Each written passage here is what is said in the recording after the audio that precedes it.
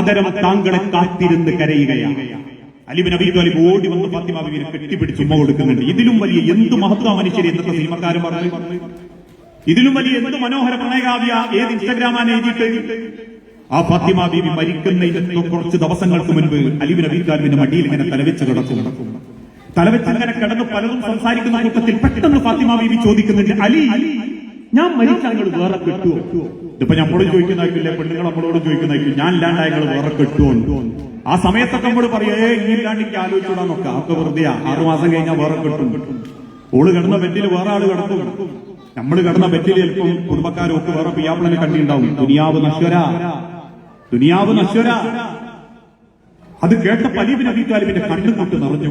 അലി ചോദിച്ചു, എന്തേ ഫാത്തിമ, നിങ്ങൾ പറ അലി, ഞാൻ മരിച്ച നിങ്ങൾ വേറെ കല്യാണം കഴിക്കുമോ? അലി ഇബ്നു അബീ ത്വാലിബ് ഇങ്ങനെ പൊട്ടിക്കരഞ്ഞുകൊണ്ടിരിക്കുമ്പോ ഫാത്തിമ ബീവി പറയും, കെട്ടണം അലി, നിങ്ങൾ കെട്ടണം അലി. അലി ഇബ്നു അബീ ത്വാലിബിന്റെ താടി രോമങ്ങൾക്കുള്ളിലൂടെ കണ്ണീരിങ്ങനെ ഉരിച്ചു ചാടുന്ന അലി ഇബ്നു അബീ ത്വാലിബിന്റെ താടി ഇങ്ങനെ പരന്നിട്ടായിരുന്നു. അതുകൊണ്ട് ഫാത്തിമ ബീവി ഇങ്ങനെ കൈകൊണ്ട് ഇങ്ങനെ മാന്തിയിട്ട് പറയായിരുന്നു, പുല്ലുമണ്ടി ഒതുക്കി അലിയെ. കണ്ണുനീരൊലിച്ചു ചാടുന്ന ഒഴുകി വരുന്ന താടി ഇങ്ങനെ കൂട്ടിപ്പിടിച്ചിട്ട് ഫാത്തിമ ബീവി പറയുന്നുണ്ട്, അലി ഞാൻ മരിച്ച നിങ്ങൾ കെട്ടേണ്ടത് ആരെയാണെന്നറിയോ? എന്റെ മൂത്ത ജ്യേഷ്ഠത്തി സൈനബയുടെ മകൾ യമാമനെ. അലി ഇബ്നു അബീ ത്വാലിബിന്റെ അഥവാ ഫാത്തിമ ബീവിന്റെ മൂത്ത ജ്യേഷ്ഠത്തി സൈനബ. ആരായി സൈനബ റളിയല്ലാഹു അൻഹാ? റസൂലുള്ളാഹിന്റെ ആദ്യത്തെ മോള്. ആദ്യത്തെ മകളായ സൈനബയുടെ മൂത്ത മകൾ യമാമ റളിയല്ലാഹു അൻഹാനെ, യമാമനെ നിങ്ങൾ കെട്ടണം അലി. അതായത് സ്വന്തം ഭാര്യ പറഞ്ഞു കൊടുക്കാൻ ചേട്ടത്തിന്റെ മോളെ നിങ്ങൾ കെട്ടാവൂട്ടോ. അത്ഭുതത്തോടെ അലി ഇബ്നു അബീ ത്വാലിബ് ചോദിക്കും, എന്തിനു ഫാത്തിമ, എന്തിനാ ഫാത്തിമ? ഫാത്തിമ ബീവി കണ്ണുനീരോടെ അലിന്റെ നെറ്റിയിൽ ഒരു ഉമ്മ കൊടുത്തിട്ട് പറയുന്നുണ്ട്, അലി നിങ്ങളെപ്പോലുള്ള ഒരു മനുഷ്യൻ എന്റെ കുടുംബത്തിൽ വേണം അലി. നിങ്ങളെ ഞാൻ വേറൊരു കുടുംബത്തിന് വിട്ടുകൊടുക്കൂല അലി. നിങ്ങളെപ്പോലെ കുടുംബം സ്നേഹിക്കുന്ന, മക്കളെ സ്നേഹിക്കുന്ന, ഭാര്യയെ സ്നേഹിക്കുന്ന, ഭാര്യ കുടുംബത്തെ സ്നേഹിക്കുന്ന, കുടുംബ ബന്ധങ്ങളെ ചേർക്കുന്ന ഒരു മനുഷ്യൻ വേറൊരു കുടുംബത്തിലേക്ക് പോകാൻ പാടില്ല അലി. നിങ്ങളെങ്ങാനും ഞാൻ മരിച്ചിട്ട് വേറെ കുടുംബത്തിൽ നിന്ന് പെണ്ണുകെട്ടിയ പിന്നെ നിങ്ങൾ ആ കുടുംബത്തിലേക്ക് ആയിപ്പോയി. അതുകൊണ്ട് വേണ്ട അലി, എന്റെ യമാമനെ തന്നെ നിങ്ങൾ കെട്ടാവിട്ടോ അലി. അത് പറഞ്ഞു കുറച്ച് മാസങ്ങൾക്കുള്ളിൽ, ദിവസങ്ങൾക്കുള്ളിൽ ഫാത്തിമ ബീവി മരിച്ചു വന്നിട്ടുണ്ട്. പിന്നീട് മാസങ്ങൾക്ക് ശേഷം അലി ഇബ്നു അബീ ത്വാലിബ് കല്യാണം കഴിക്കുന്നത് ഇതേ യമാമനെ തന്നെ. ഞാൻ ഈ ചരിത്രം പറഞ്ഞത് എന്തിനാണെന്നറിയാം? ഫാത്തിമ ബീവി അലി റളിയല്ലാഹു അൻഹുവിനോട് പറയാണ്, അലി നിങ്ങൾ ഇങ്ങനെ കുടുംബത്തിൽ നിന്ന് കെട്ടണം, കാരണം നിങ്ങൾ എന്ന സൗഭാഗ്യം വേറൊരു കുടുംബത്തിനായി പോകാൻ പാടില്ല. നിങ്ങളിന്ന് വീട്ടിൽ ചെന്നിട്ട് പെണ്ണുങ്ങളോട് ചോദിച്ചു, അല്ലെ ഓട് നമ്മളോട് ചോദിക്കുക, അല്ലേ ഞാൻ മരിച്ച നിങ്ങൾ വേറെ കെട്ടുമോ? നമ്മളിപ്പോ മുക്കി മൂടിയൊക്കെ എല്ലാമൊക്കെ പറഞ്ഞാൽ ഓള് പറയും, കെട്ടാൻ തീരുമാനിച്ചിട്ടെങ്കിൽ എന്റെ കുടുംബത്തിൽ എനിക്ക് കെട്ടണ്ട, എനിക്ക് ഞാൻ അനുഭവിച്ചതോ നിങ്ങൾ വേറെ ഇടം പോയി കെട്ടിക്കോളൂ. 1 2 ഇനി അഥവാ കെട്ടണം തന്നെ നമ്മൾ മനസ്സോട് തീരുമാനിച്ചിട്ടൊന്നുമില്ലെങ്കിൽ ഓള് ചോദിക്കുമ്പോൾ പറയുന്നത് കെട്ടണം കേട്ടോ എന്റെ കുടുംബത്തിൽ തന്നെ. നമ്മൾ മനസ്സ് പറയുന്ന എന്നെ തന്നെ കെട്ടിയാൻ കൂടി ഇനി എന്റെ കുടുംബത്തിലേക്ക് ഞാൻ. ഒരു മനുഷ്യന്റെ ഐഡന്റിറ്റി കുടുംബത്തിൽ എടുക്കില്ല. ആ കുടുംബത്തിൽ അവൻ കൊണ്ടടക്കുന്ന വ്യക്തിത. ഇസ്ലാമിക ചരിത്രങ്ങൾ ഏത് പരിശോധിച്ചു, ആണുങ്ങളിൽ ഏറ്റവും നല്ലവനാരാ? സ്വന്തം പെണ്ണിനോട് ഏറ്റവും മര്യാദയ്ക്ക് പെരുമാറുന്നു. ഏത് രംഗത്തും നിങ്ങൾ ആ ചരിത്രം ആലോചിച്ച് നോക്കൂ. ഒരു ജീവിതത്തിൽ നമ്മൾ ഏറ്റവും നല്ല കുടുംബാന്തരം എപ്പോഴാണെന്നറിയാം? നമ്മൾ നല്ല മക്കളാവുമ്പോൾ. നല്ല മക്കളാവുക എന്നുള്ളത് ലോകത്ത് ഒരു മനുഷ്യന് കിട്ടാവുന്ന ഏറ്റവും മനോഹരമായ ഒരു ജീവിതം. ആ ജീവിതം കിട്ടണമെങ്കിൽ എന്തു വേണം? ജനിപ്പിച്ച മാതാപിതാക്കൾക്ക് ഒരു മകനെന്ന നിലക്ക് ആദരവ് കൊടുക്കാൻ പറ്റണം. ഇന്ന് കേരളത്തിലുള്ള ഭൂരിപക്ഷ കുടുംബങ്ങളും വേദനയിലാണ്. 1000 കുടുംബങ്ങളിലെ രക്ഷിതാക്കളും മനസ്സൊരുകി ജീവിക്കുകയാണ്. ഒന്ന് മനസ്സറിഞ്ഞ് മക്കളെ ശപിക്കാൻ പോലും പറ്റാതെ ഒരാഴ്ച മുഴുവൻ മക്കൾക്ക് വേണ്ടി ജീവിതം നീക്കിവെച്ചിട്ടും അവസാനം കറിവേപ്പില പോലെ എടുത്തു പുറത്തേക്ക് കളയുന്ന പാതയോര വക്കുകളിലും കടത്തിണ്ടയിലും വീട്ടിന്റെ പോർത്തിലും അഗതി മന്ദിരങ്ങളിലും അനാഥശാലകളിലും ഇന്നത്തെ രക്ഷിതാക്കളെത്തിയില്ലേ? ആലോചിച്ചു നോക്കൂ. അതുകൊണ്ട് ആ കവി ഒരിക്കൽ പാടിയത്, തൊട്ടിലാട്ടിയ കൈകൾ തൊട്ട കാലം മറന്നു ഞാൻ, ഒട്ടിയ വയറിന്റെ വേദന കേട്ട കാലം മറന്നു ഞാൻ. 1000 രാത്രികളിൽ ഈ ഇരിക്കുന്ന ഓരോ മക്കൾക്കും വേണ്ടി ഉറക്കമൊഴിച്ചൊരു ജന്മമുണ്ടായിരുന്നു.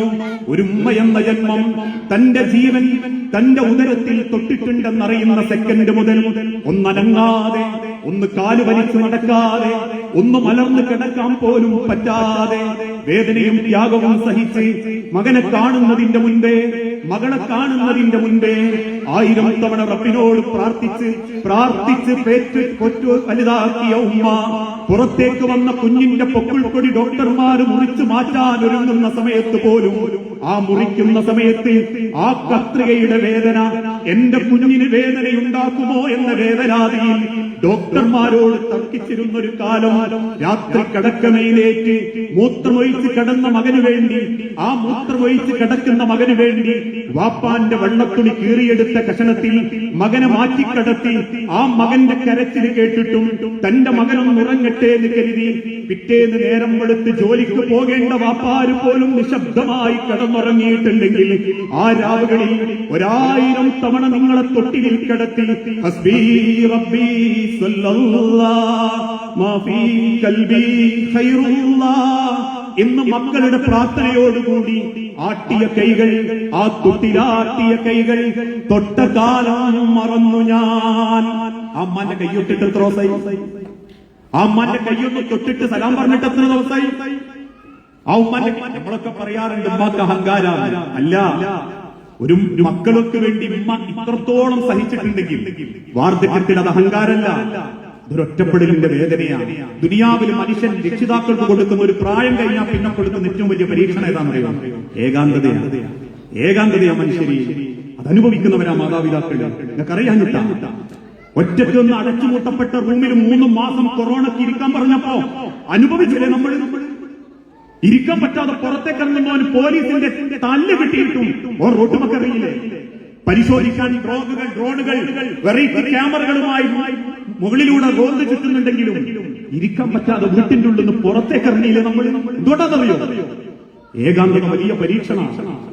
ആ ഏകാന്തതയാ മാതാപിതാക്കൾ ഇന്ന് അനുഭവിച്ചുകൊണ്ടിരിക്കുന്നത്. പല കുടുംബത്തിലും ഒരു വാപ്പന്റെയും മനസ്സറിയാൻ പറ്റാത്തവൻ പടച്ചോന്റെ മുൻപിൽ നെറ്റി ചേർത്തിച്ചിട്ടും അള്ളാനങ്ങോട്ടും തൃപ്തിപ്പെടുത്താൻ പരക്കം പാഞ്ഞിട്ടും ഒരു കാര്യവുമില്ല. ഈ ദുനിയാവിന് അള്ളാഹ് കൊടുക്കുന്നു പറഞ്ഞ ശിക്ഷയുടെ 1-ാം സ്ഥാനത്തേതാണെന്നറിയോ? പലതും പടച്ചോൻ നീക്കിവെക്കുകയാണ്. മനുഷ്യൻ ചെയ്യുന്ന പല പാപങ്ങളുടെയും ശിക്ഷകൾ അള്ളാഹു നീക്കിവെക്കുകയാണ്.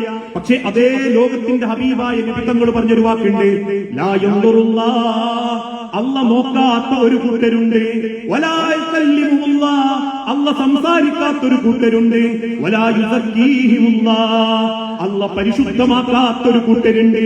അവര് കുറെ നമസ്കരിച്ചിട്ടുണ്ടാവും, വലാ യുസക്കാ, അവർക്ക് പരിശുദ്ധി കിട്ടിയിട്ടില്ല.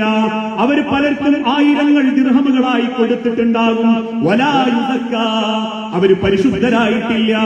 അവർ അല്ലാഹുവിന്റെ കഅബാലയം തവാഫ് ചെയ്തിട്ടുണ്ടാകും, വലാ യുസക്കാ, അവര് പരിശുദ്ധരായിട്ടില്ല.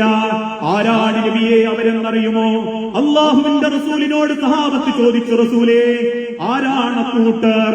ഹുഖൂഖൽ ഉമ്മഹാത്ത്, സ്വന്തം മാതാപിതാക്കളെ വാക്കുകൊണ്ട് ദ്രോഹിച്ചവൻ, ജീവിതം കൊണ്ട് വെറുപ്പിച്ചവൻ, മനസ്സ് തകർത്തവൻ, കരയിപ്പിച്ചവൻ, വേവലാതിയിലും സങ്കടത്തിലേക്കും ഏകാന്തതയിലേക്കും തന്റെ മാതാപിതാക്കളെ കൊണ്ടുപോയവൻ, ആ മരിച്ച വാപ്പാക്ക് വേണ്ടി പള്ളിയിലെ ഉസ്താദിന്റെ പേരിൽ 100 ചാക്കരി കൊടുക്കലല്ല പുണ്യം, അല്ലെങ്കിൽ ഉമ്മാന്റെ പേരിൽ ഒരു പള്ളി ഭവനം നിർമ്മിച്ചു കൊടുക്കലല്ല പുണ്യം.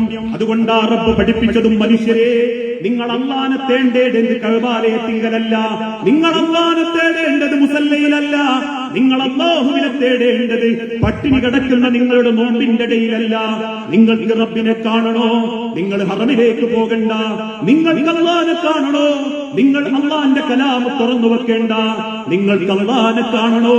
റിളല്ലാഹി ഫീ റിളൽ വാലിദൈൻ, ജനിപ്പിച്ച മകൻ, ആ മകന്റെ പ്രവർത്തനം കൊണ്ട് ഒരു ഉമ്മ ചിരിക്കുന്നുണ്ടെങ്കിൽ, ഒരു വാപ്പ ചിരിക്കുന്നുണ്ടെങ്കിൽ, ആശ്വാസത്തിന്റെ നെടുവേർപ്പുകൾ, സമാധാനത്തിന്റെ പുഞ്ചിരികൾ ഒരു ഉമ്മാന്റെ മുഖത്തുണ്ടെങ്കിൽ, ഒരു വാപ്പാന്റെ മുഖത്തുണ്ടെങ്കിൽ, റിളല്ലാഹി ഫീ റിളൽ വാലിദൈൻ, നിങ്ങൾക്ക് അല്ലാഹനെ മാതാവിന്റെ മുഖത്ത് കാണാം, നിങ്ങൾക്ക് അല്ലാഹനെ പിതാവിന്റെ മുഖത്ത് കാണാം.